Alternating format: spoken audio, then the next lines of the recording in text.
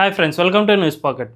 కర్ణాటకలో బీజేపీ తమ సీఎం అభ్యర్థిగా తేజస్వి సూర్యను ఎంపిక చేయనుందా అంటే అవుననే సమాధానాలే వినిపిస్తూ ఉన్నాయి. ప్రస్తుతం కర్ణాటకలో బీజేపీకి సీఎం ఫేస్ అనేది అస్సలు లేదు. అక్కడ పార్టీ బలంగానే ఉన్నా కూడా పార్టీని నడిపించే నాయకుడు అసలు కనుమరుగైపోయిన పరిస్థితి ఏర్పడుతోంది. గతంలో యడ్యూరప్ప ఉన్న సమయంలో పార్టీని నడిపించే వ్యక్తి బలంగానే ఉన్నా కూడా ఇప్పుడు ఆ పరిస్థితి అస్సలు లేదు. ఇందులో భాగంగానే తమ కోసం అంటూ ఒక సీఎం ఫేస్‌ను ఎంపిక చేసుకోవడానికి బీజేపీ ప్రయత్నాలు ఇప్పటి నుంచే మొదలుపెట్టింది అనే సంకేతాలు వినిపిస్తూ ఉన్నాయి.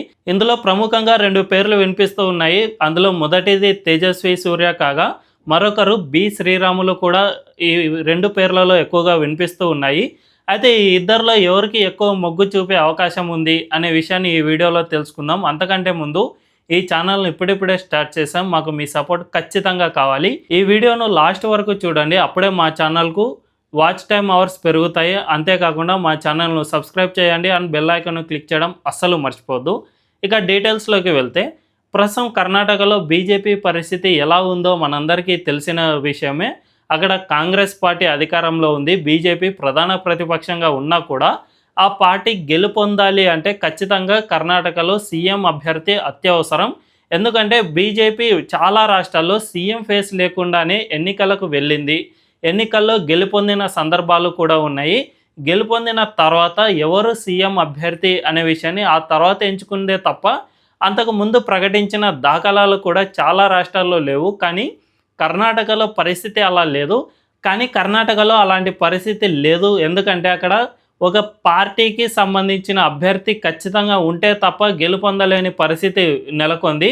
సాధారణంగా దక్షిణాది రాష్ట్రాల్లో ఎక్కువగా పర్సన్ బేస్డ్ పాలిటిక్స్ అనేవి ఎక్కువగా జరుగుతాయి. ఒక నాయకుడిని చూసిన తర్వాతే ఆ నాయకుడికి అనుగుణంగానే ఓటు వేస్తారు. అందుకే దక్షిణాది రాష్ట్రాల్లో ప్రాంతీయ పార్టీల ప్రభావం కాస్తంత ఎక్కువగానే ఉంటుంది. కొంతమంది సీఎంలు అయితే కింద ఎమ్మెల్యే అభ్యర్థి ఎవరున్నా కూడా సీఎం అభ్యర్థిని చూసి మాత్రమే ఓటు వేసే వాళ్ళు చాలా ఎక్కువ మందే ఉంటారు. కర్ణాటకలో కూడా సేమ్ అదే పరిస్థితి నెలకొంది.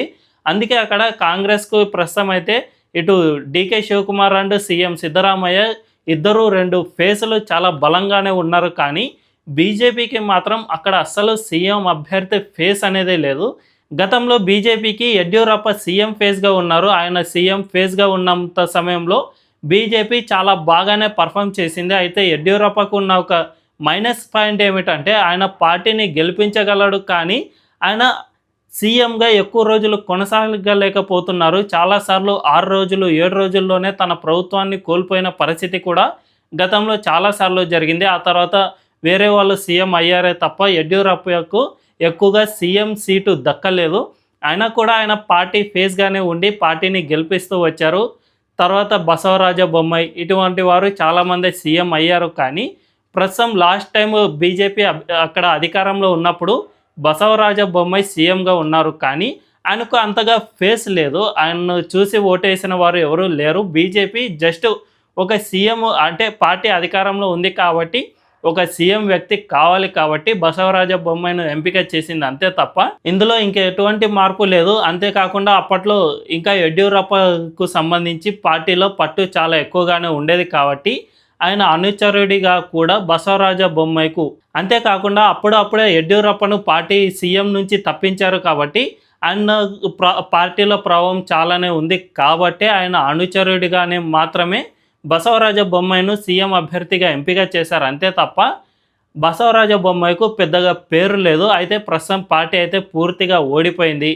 బొమ్మాయి నేతృత్వంలోని బీజేపీ పార్టీ మొత్తం సర్వనాశనం అయిపోయింది. పార్టీలో చాలామంది ఎమ్మెల్యేలు, కాంగ్రెస్ నుంచి వలస వచ్చిన ఎమ్మెల్యేలు చాలా వరకు అవినీతికి పాల్పడటం వల్ల పార్టీ ఓడిపోయింది. ప్రస్తుతం అయితే ఇక 2.5 ఏళ్ళు గడిచిపోయింది.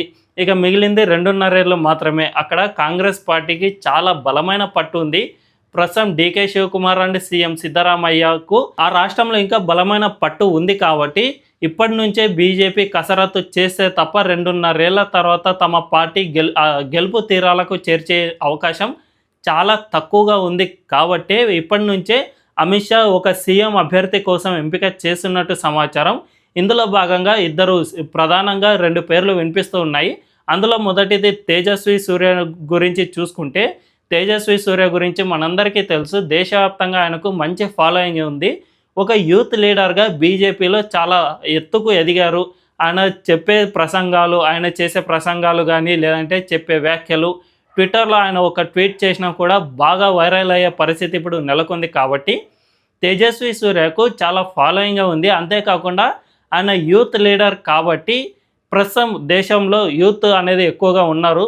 సో అటువంటి వారిని సీఎం అభ్యర్థిగా పెడితే యూత్ ఫాలోయింగ్ కూడా ఆయనకు ఎక్కువగా ఉంటుంది అని బీజేపీ భావిస్తుంది. అంతేకాకుండా ఆయన బ్రాహ్మణ సామాజిక వర్గానికి చెందినవారు. ప్రస్తుతం కర్ణాటకలో ఎక్కువగా లింగాయతులు, ఒక్కలిగల సామాజిక వర్గాలకు ఆధిపత్యం ఉంది. ఈ రెండు వర్గాలు కూడా బ్రాహ్మణులను కొద్దిగా యాక్సెప్ట్ చేస్తాయి. కాబట్టి క్యాస్ట్ పరంగా కూడా ఆయనకు కలిసొచ్చే అవకాశం ఎక్కువగానే ఉంది అని అంటారు విశ్లేషకులు. అంతేకాకుండా తేజస్వి సూర్యను కనుక సీఎం అభ్యర్థిగా పెడితే ఆయనకు సంబంధించి చాలా ఎక్కువగా ఓట్లు వచ్చే అవకాశం ఉంది. ప్రస్తుతం మోదీని చూసి ఎలాగైతే చాలామంది ఓటు వేస్తూ ఉన్నారో, అదేవిధంగా తేజస్వి సూర్యను చూసి కూడా చాలామంది యూత్ ఓటు వేసే అవకాశం ఉందని కూడా తెలుస్తుంది.